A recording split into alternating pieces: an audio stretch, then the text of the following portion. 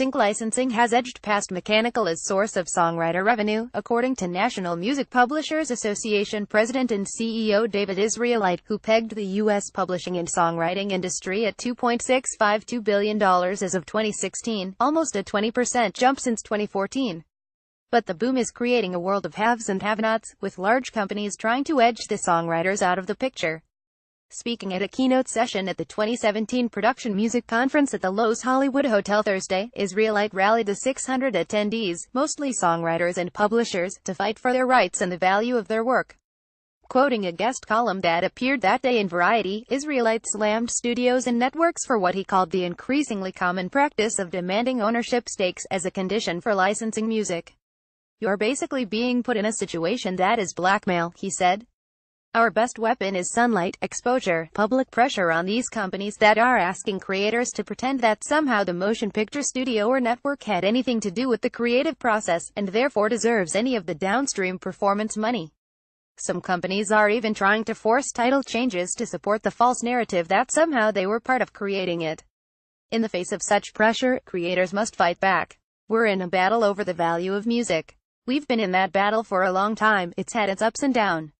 It's a battle that will never end, and one being waged at fever pitch now that the pot is sweetened with a prize of increasing value. Prices paid for song libraries have spiked recently as the music industry once again seems to have a future.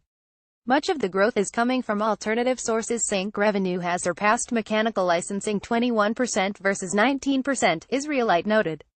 A large part of that is because of the growth of what you all are doing, he told the group, mostly Production Music Association members who sell to marketing music for trailers and commercials or background music for television and occasionally films. While much of it is created specifically for those uses, in many cases it's compositional work created by an artist who has agreed to have it exploited for ancillary use. The industry is enjoying its bound money. Consumers love lyrics, and as an industry we used to give them away. Now they have real value, Israelite said. Amazon put out a list of the top requested lyrics from Alexa devices, and on YouTube, often the most popular videos are lyric videos, not the official video from the artist. Israelite provided a lesson in licensing basics. A performance license is required by artists and labels, while songwriters and publishers require both a performance and something called a mechanical license, synonymed because the rolls on player pianos mechanically reproduced music. Performance licensing governs use of an artist's recording of a song, and accounts for the majority of publishing revenue, 65%. Record labels have been very successful in the free market, getting fair value for their sound recordings, he said, indicating some 50% to 60% of the revenue generated by streaming companies goes to labels, and in some instances, like with Spotify, they've taken equity stakes in a company that may go public for $16 billion. By contrast, songwriter rates are regulated by the government regulation, an odd disconnect.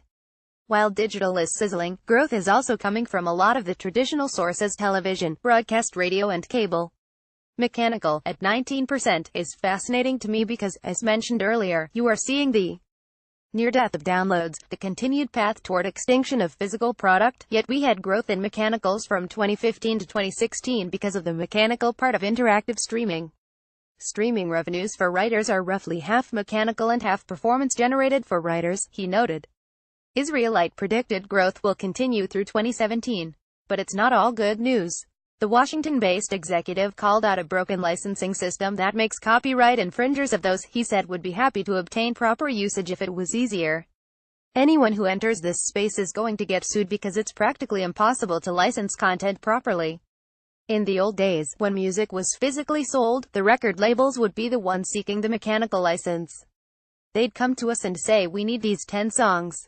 Today, I have Amazon in my office saying, how do we license 40 million songs tomorrow?" He called on the industry to create a transparent database paid for 100% by the digital companies that use it but managed by creative community. He lauded competing performing rights organizations ASCAP and BMI for their intent to create a joint rights database, but said even that would not be effective without the participation of the smaller, newer pros, SESAC and GMR. Israelite's talk did not sugarcoat the challenge of smoothing over business relations with the digital giants he made clear are indeed copyright infringers, taking advantage of every loophole in order to avoid or minimize music payments. But given they hold the keys to the music industry's success, he counseled that they be treated as more than frenemies. I don't think it's a good idea to try to take songs out of their libraries when we're in a battle for the hearts and minds of music consumers to pay for a music service every month, the executive warned. You've got YouTube out there for free that pays us crap. You've got Spotify that has a free service to the consumer that's based on ad dollars, which we can debate does not pay us well. Then there are paid subscriptions that are offered by Apple and Pandora and some by Spotify, and that is what's going to save our industry.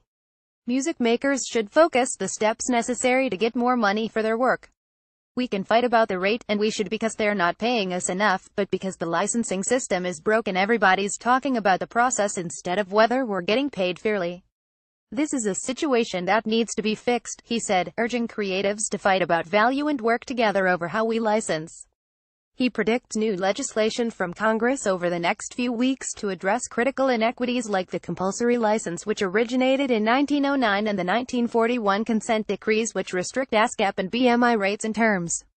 A more recent obstacle is the Obama administration Department of Justice move to eliminate fractional licensing, which allows multi-party ownership of songs and requires all parties be paid. That battle is winding its way through the courts on appeal.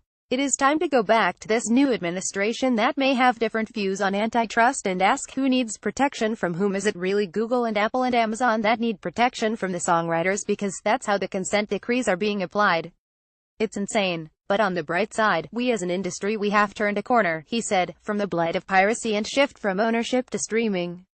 To maintain growth, we must challenge our old ways of licensing, break them down, and rebuild them in a way that works for the future.